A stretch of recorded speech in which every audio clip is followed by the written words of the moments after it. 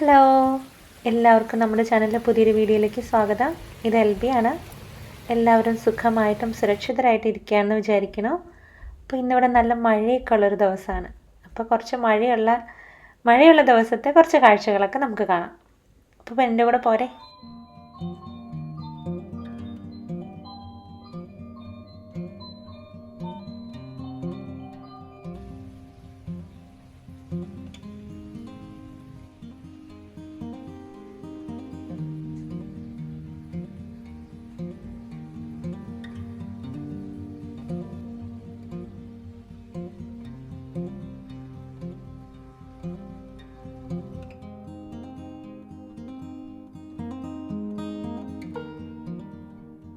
അപ്പോൾ ഇന്നത്തെ ബ്രേക്ക്ഫാസ്റ്റ് മുട്ടക്കറിയും പിന്നെ ഗോതമ്പ് ദോശയാണ്. അപ്പോൾ ഞാൻ ആദ്യം തന്നെ മുട്ടയൊന്ന് പുഴുങ്ങാൻ വെച്ചതാണ്. മുട്ടക്കറി നമ്മൾ പണ്ട് കാണിച്ചിട്ടുണ്ട്. അത് നമ്മൾ ഹോട്ടൽ സ്റ്റൈലിലുള്ള മുട്ടക്കറിയാണ്. ഇന്ന് നമ്മൾ ഉണ്ടാക്കുന്നത് മുട്ടയും ഗ്രീൻ പീസും ഉരുളക്കിഴങ്ങൊക്കെ ഇട്ടിട്ടുള്ളൊരു സ്പെഷ്യൽ കറിയാണ് കേട്ടോ. നല്ല ടേസ്റ്റാണ്.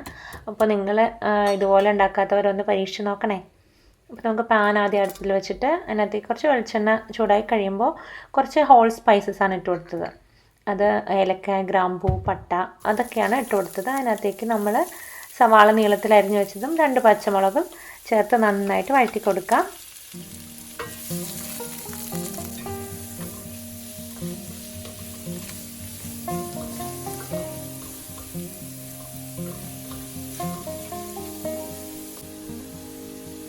അതിനകത്തേക്ക് ആവശ്യത്തിന് കറിവേപ്പില ഇട്ട് കൊടുത്തതാണ്. അതുപോലെ തന്നെ നമുക്ക് അതിനകത്തേക്ക് വേണ്ടിയിട്ട് തക്കാളി വേണം. ഒരു വലിയ തക്കാളിയാണ് ഞാനിവിടെ എടുത്തേക്കുന്നത്.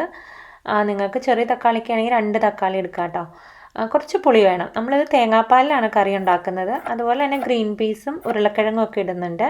അപ്പോൾ ഞാനിവിടെ എടുത്തേക്കുന്നത് ഗ്രീൻ പീസ്, ഫ്രോസൺ ആയിട്ടുള്ള ഗ്രീൻ പീസാണ് എടുത്തേക്കുന്നത് കേട്ടോ.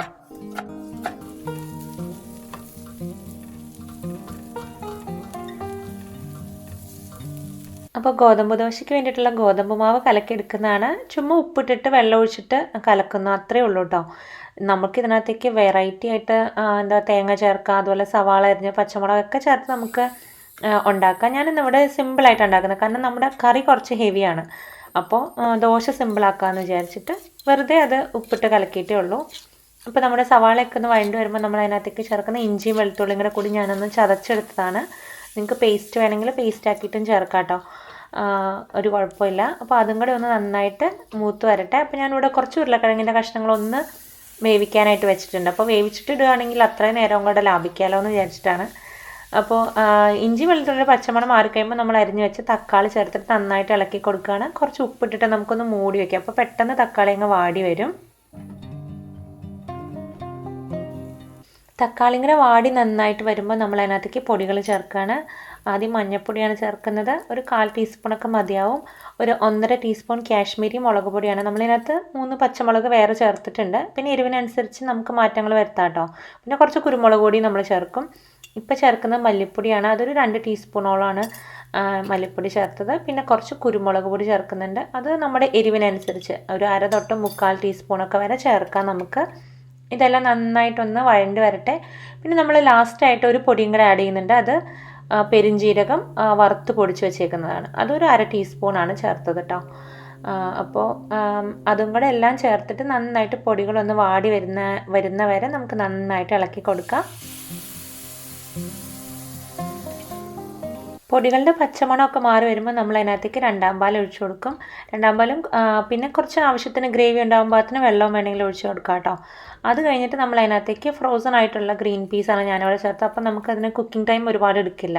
അല്ലാത്ത ഗ്രീൻ പീസ് ആകുമ്പോൾ ഒരുപാട് ടൈം എടുക്കില്ലേ വെന്ത് വരാനായിട്ട്. അതിപ്പോൾ നമ്മൾ കുക്കറിൽ വേവിച്ചിട്ട് വേണം ചേർക്കാൻ വേണ്ടിയിട്ട്. ഇത് ഫ്രോസൺ ആയതുകൊണ്ട് പെട്ടെന്ന് തന്നെ വേവും. അതുപോലെ തന്നെ അതൊരു 2 മിനിറ്റ് വെന്ത് കഴിയുമ്പോൾ നമ്മൾ ഓൾറെഡി വേവിച്ച് വെച്ചിട്ടുള്ള ഉരുളക്കിഴങ്ങിൻ്റെ പീസസും കൂടെ ചേർത്തിട്ട് ഒന്ന് നന്നായിട്ട് മിക്സ് ചെയ്ത് അവിടെ ഒന്ന് റെഡിയാവാൻ വെക്കുകയാണ്. അത് കഴിഞ്ഞിട്ട് ലാസ്റ്റാണ് നമ്മൾ മുട്ടയും 1-ാം പാലൊക്കെ ചേർക്കുന്നത്. അപ്പം നമ്മളിവിടെ ഗോതമ്പ് ദോശ സാധാ രീതിയിൽ ചുട്ടെടുക്കുകയാണ്.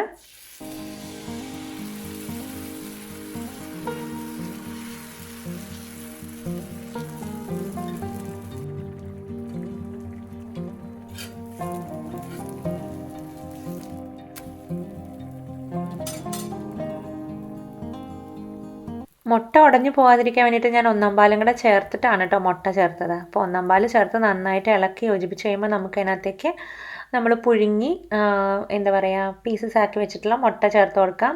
അത് നിങ്ങളുടെ ഇഷ്ടമാണ് കേട്ടോ. ചിലർക്ക് മുഴുവൻ മുട്ടയായിട്ട് കിടക്കുന്നതൊക്കെ ആയിരിക്കും ഇഷ്ടം. എനിക്ക് ഇങ്ങനെയാണ് ഇഷ്ടം.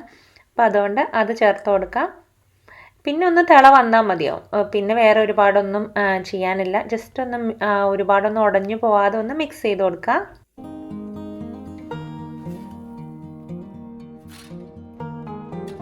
എനിക്കിതുപോലെ ഗോതമ്പ് ദോശയൊക്കെ ഇങ്ങനെ ഇരുമ്പിൻ്റെ ചട്ടിയിൽ ഉണ്ടാക്കുന്നത് ഇഷ്ടം. അത്രയും ടേസ്റ്റ് വേറെ ഈ നോൺ സ്റ്റിക്കിലൊന്നും ഉണ്ടാക്കി കിട്ടാത്ത പോലെ തോന്നാറുണ്ട് കേട്ടോ. ഞാൻ ഇരുമ്പിൻ്റെ ചട്ടിയുടെ ഒരു ആരാധികയാണെന്ന് വേണമെങ്കിൽ പറയാം.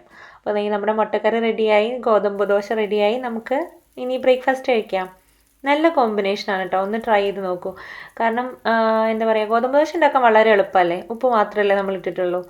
പക്ഷേ മുട്ടക്കറിയും കൂടെ ആകുമ്പോൾ എന്താ പറയുക അത്യാവശ്യം ഹെവിയായി, എന്നാൽ എളുപ്പത്തിൽ ഉണ്ടാക്കാനും പറ്റും. ട്രൈ ചെയ്ത് നോക്കണേ.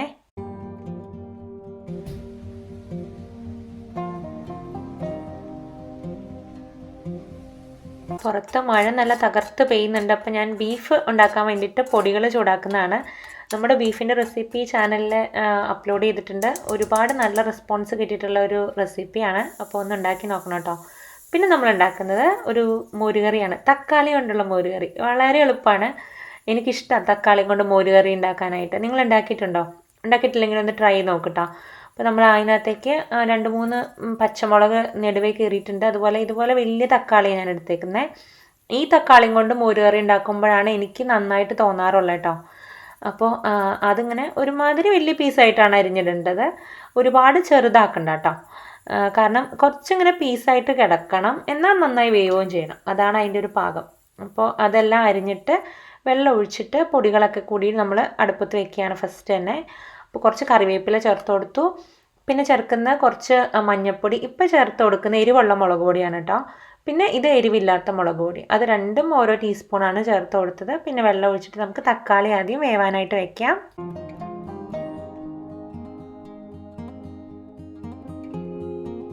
വേവിക്കാൻ വയ്ക്കുമ്പോൾ ഉപ്പിടാൻ മറന്നു പോകണ്ട. അപ്പോൾ ഉപ്പും കൂടെ ചേർത്തിട്ട് ഇനി അത് നന്നായിട്ട് വെന്ത് വരട്ടെ. അപ്പോൾ നമ്മുടെ ബീഫ് അവിടെ വിസിലടിക്കുന്നുണ്ട്. തക്കാളി വെന്ത് വരുന്ന നേരം കൊണ്ട് നമുക്ക് നമ്മുടെ മെഴുക്ക് വരട്ടി ഉണ്ടാക്കാം. ഇന്ന് കോവയ്ക്ക മെഴുക്ക് വരട്ടി ഉണ്ടാക്കുന്നത്. അപ്പോൾ കടുകെല്ലാം പൊട്ടിച്ച ശേഷം നമ്മൾ പിന്നീട് ഇടുന്നത് സവാളയാണ് കേട്ടോ. എൻ്റെ കയ്യിൽ ചെറിയുള്ളി കുറവായിരുന്നു, അതുകൊണ്ടാണ് ഞാൻ സവാള എടുത്ത. ചെറിയുള്ളി ആയിരിക്കും ഇങ്ങനെ മെഴുക്ക് വരട്ടിയൊക്കെ ഉണ്ടാക്കാനായിട്ട് നല്ലത്.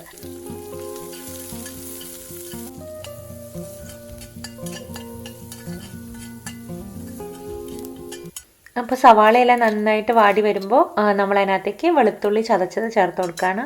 ഈ മെഴുക്കുവരട്ടിക്കൊക്കെ വെളുത്തുള്ളി ചതച്ചതും കൂടെ ചേർത്ത് കഴിയുമ്പോഴാണ് ഒരു നല്ല ടേസ്റ്റ് വരിക. പിന്നെ ഞാൻ ഇന്ന് ഇതിനകത്തേക്ക് പച്ചമുളകൊന്നുമല്ല ചേർത്തേക്കുന്നത്. ഇന്ന് നമ്മുടെ ഈ ചതച്ച മുളകില്ലേ, ചില്ലി ഫ്ലേക്സ്, അതിട്ടിട്ടാണ് ഈ മെഴുക്കുവരട്ടി ഉണ്ടാക്കുന്നത്. എനിക്ക് ഇടയ്ക്ക് ഇങ്ങനെ ഉണ്ടാക്കാനും ഇഷ്ടമാണ്. അപ്പോൾ ഇതിൻ്റെ എരിവ് വരുമ്പോൾ ഒരു വേറൊരു ടേസ്റ്റാണ്. അപ്പോൾ നമ്മുടെ തക്കാളി അവിടെ നന്നായിട്ട് വെന്ത് വരുന്നുണ്ട്.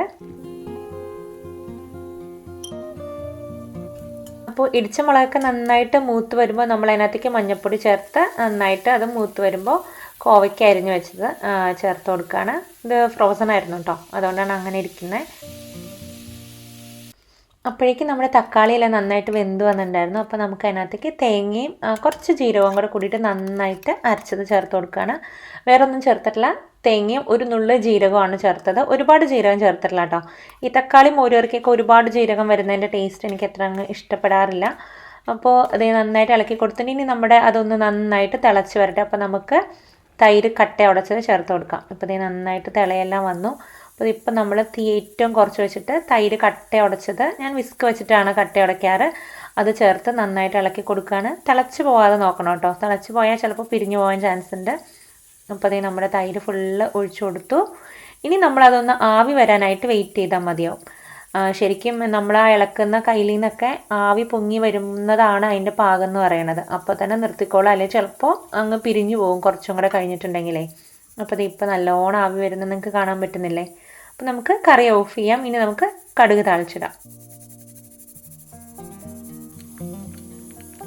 കടുക് താളിക്കുന്നതൊക്കെ എപ്പോഴും നമ്മൾ കാണിക്കാറില്ലല്ലേ. കടുകും അതുപോലെ തന്നെ കുറച്ച് ഉലുവയും നന്നായിട്ട് പൊട്ടി വരുമ്പോൾ ചെറിയുള്ളിയും വറ്റൽമുളകും കറിവേപ്പിലയും ചേർത്ത് നന്നായിട്ട് മൊരിഞ്ഞ് വരുമ്പോൾ നമ്മൾ കുറച്ച് മഞ്ഞൾപ്പൊടിയും കുറച്ച് കാശ്മീരി മുളക് പൊടിയും കൂടി ലാസ്റ്റ് ചേർക്കുന്നുണ്ട്. അപ്പോൾ നമ്മുടെ കറിക്ക് നല്ലൊരു കളറും ഒരു എന്താ പറയുക ലുക്കൊക്കെ കിട്ടും.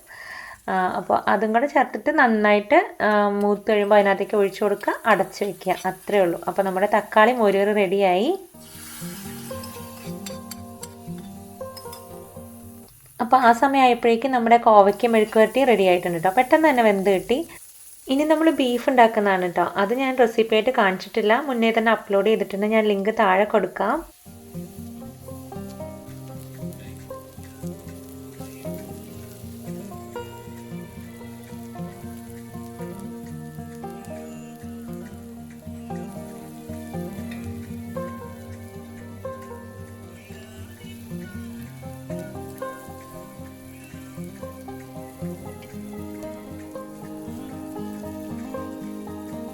നമ്മുടെ ചാനലിൽ ആദ്യ കാലങ്ങളിൽ അപ്ലോഡ് ചെയ്തൊരു വീഡിയോ ആണ് കേട്ടോ. എല്ലാവരും ഉണ്ടാക്കുന്നതിനേക്കാളും കുറച്ച് വ്യത്യാസമായിട്ടുള്ള റെസിപ്പിയാണ്.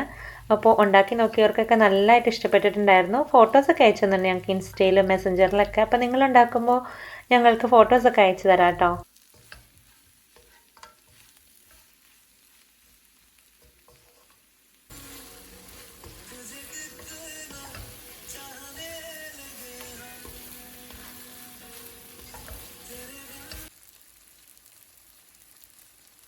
അപ്പോൾ ഞാൻ റെസിപ്പി ലിങ്ക് താഴെ കൊടുക്കുക. അതിനകത്ത് ഡിസ്ക്രിപ്ഷനിൽ അളവുകളും കാര്യങ്ങളൊക്കെ കൃത്യമായിട്ടുണ്ട് കേട്ടോ. അപ്പോൾ നിങ്ങൾക്ക് എളുപ്പത്തിൽ ഉണ്ടാക്കാൻ പറ്റും. ഉണ്ടാക്കി നോക്കിയിട്ട് ഞങ്ങൾക്ക് മെസ്സഞ്ചറിലോ അല്ലെങ്കിൽ ഇൻസ്റ്റയിലൊക്കെ പടങ്ങൾ അയച്ചു തരാം കേട്ടോ.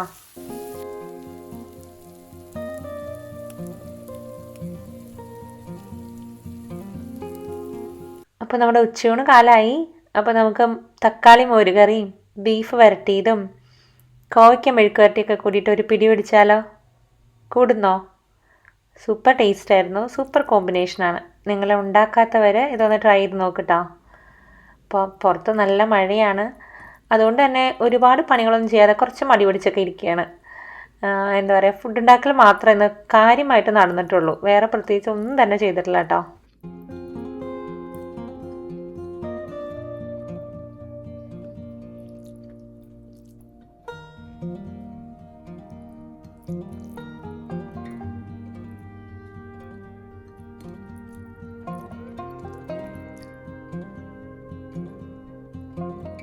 ഇപ്പോൾ ശരിക്കും പറഞ്ഞാൽ ഇവിടെ നല്ല 7 മണിയൊക്കെ കഴിഞ്ഞിട്ടുണ്ട്. പക്ഷെ ഇപ്പോൾ സന്ധ്യ ആവാനായിട്ട് ഒത്തിരി ലേറ്റ് ആവും. പകൽ ദൈർഘ്യം കൂടുതലാണ് ഇവിടെ. അപ്പോൾ നമ്മൾ വൈകുന്നേരമൊക്കെ ആയപ്പോൾ നമ്മൾ പണ്ടത്തെ ഒരു നൊസ്റ്റാൾജി വിഭവമാണ്. എൻ്റെ വല്യമ്മയും പപ്പയുടെ അമ്മയും അതുപോലെ തന്നെ മമ്മിയുടെ അമ്മയൊക്കെ ഉണ്ടാക്കി കഴിച്ചിരുന്നൊരു സാധനമാണ് കേട്ടോ. വേറെ ഒന്നുമല്ല, അരി വറുത്തിട്ട് കട്ടൻ ചായ മധുരം ഇട്ടിട്ട് അതിനകത്ത് അരി വറുത്തിട്ട് കഴിക്കും. നിങ്ങൾ കഴിച്ചിട്ടുണ്ടോ അങ്ങനെ? അപ്പോൾ ഇന്ന് ഇതുണ്ടാക്കാൻ വേറൊരു കാരണമുള്ളത് എന്താണെന്ന് വെച്ചാൽ നമ്മുടെ ചായപ്പൊടി തീർന്നു പോയിട്ടുണ്ട്. അപ്പോൾ കട്ടൻ ചായ ഉണ്ടാക്കാനുള്ള പൊടിയേ ഉള്ളൂ. അപ്പോൾ കട്ടൻ ചായയിൽ മധുരം ഇട്ടിട്ട് വേണം കേട്ടോ. അപ്പോൾ കട്ടൻ ചായ മധുരം ഇട്ടതിനകത്തേക്ക് ആ ചൂടിനകത്തേക്ക് നമ്മൾ അരി, നമ്മുടെ ചോറ് വയ്ക്കുന്ന മട്ട അരിയാണ്, അത് വറുത്തിട്ട് നല്ലോണം പൊങ്ങി വരില്ലേ, അതിട്ടിട്ട് കഴിക്കും. എൻ്റെ വലിയമ്മമാരൊക്കെ ഉണ്ടാക്കി കഴിച്ചിട്ടുണ്ട്. അത് പ്രത്യേകിച്ച് മഴക്കാലത്താണ് കേട്ടോ. നമ്മൾ ഈ സ്കൂളൊക്കെ വിട്ടിട്ട് നനഞ്ഞ് കുതിർന്ന് വരുമ്പോൾ ഇങ്ങനെ ചൂട് കട്ടൻ ചായയും ഇതുപോലെ അരി വറുത്തിട്ട് കഴിക്കാനായിട്ട് നല്ല ടേസ്റ്റ് ആയിരുന്നു. ഒരു നൊസ്റ്റ് വിഭവമാണ്. അപ്പം ഞങ്ങളും അങ്ങനെ ചായ കുടിക്കുകയാണ്. ഇച്ചായന് വേണ്ടിയിട്ട് ഞാൻ ഇച്ചിരി അരി വറുത്തത് പൊടിച്ച് തേങ്ങയും ശർക്കരയൊക്കെ ഇട്ട് മിക്സ് ചെയ്ത് കൊടുത്തു കേട്ടോ. ഇച്ചായൻ അങ്ങനെ കഴിക്കാനാണ് ഇഷ്ടം. എനിക്ക് ഇതൊന്ന് ട്രൈ ചെയ്യണം തോന്നി, അങ്ങനെ ഞാൻ കഴിച്ചതാണ്. അപ്പോൾ എല്ലാവർക്കും ഇന്നത്തെ വീഡിയോ ഇഷ്ടമായി കാണുമെന്ന് വിചാരിക്കുന്നു. അടുത്ത വീഡിയോ ഒരു മീൽ പ്ലാനാണ്. കഴിഞ്ഞ മീൽ പ്ലാനിൻ്റെ വീഡിയോയ്ക്ക് ഒരുപാട് നല്ല റെസ്പോൺസ് കിട്ടിയിട്ടുണ്ടായിരുന്നു. അപ്പോൾ തുടങ്ങി ഇങ്ങനെ പ്ലാൻ ചെയ്യുന്നതാണ്. അപ്പോൾ അടുത്ത വീഡിയോ ഒരു മീൽ പ്ലാനായിട്ട് കാണാം. അപ്പോൾ അതുവരേക്കും എല്ലാവർക്കും ബൈ.